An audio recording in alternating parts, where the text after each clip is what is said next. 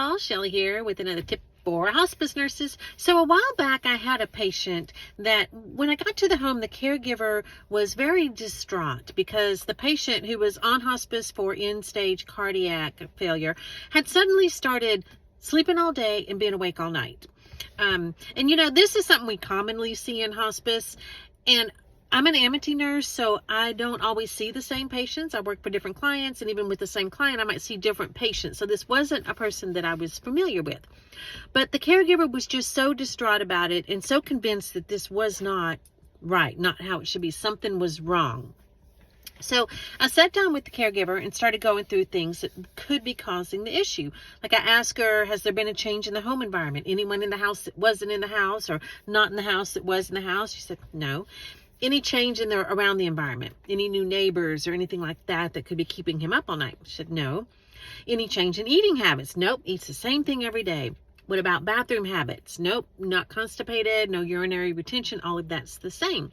So I said, what about medications? Any changes in his medications? And she said, no, he's taking the same meds.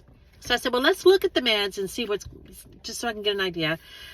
So she brings in all his meds. It's like 25 pill bottles. And this particular agency had a practice of, they didn't use a pill planner. Instead, they wrote on the caps of the pill bottles, AM, PM, noon, 2 p.m., or whatever, whenever that medication was supposed to be taken. So I put all the AM meds together in the noon and the nights, and I think you probably see where this is headed. Somehow the caps got mixed up, and this patient was taking his prednisone and his Lasix at night, and he was taking his Restoril and one of his stomach medicines in the morning. So I don't think the stomach medicine was making him drowsy, but the Restoril definitely was.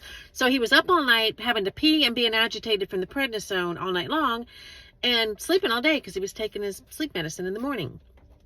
So I think that I'm telling you this whole story just to illustrate how important it is that we sit down with our patients. Whenever they have something going on, we need to sit down and talk with them and investigate and not just assume that we know what it is. And this is another reason that I don't tend to document in the home, because I can't focus on my tablet and pick up on the subtle nuances that's going on with my patients and caregivers.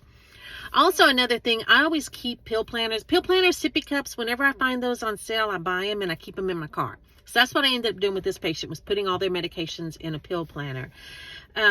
But it's just important that we just really listen to the patients and that we understand their understanding of what they're supposed to be doing. We never did figure out how the caps got mixed up. I have no idea what happened with that, or why they didn't recognize they were giving meds at different times, but they didn't, because, caregivers they're tired, they're stressed, and they just don't always understand.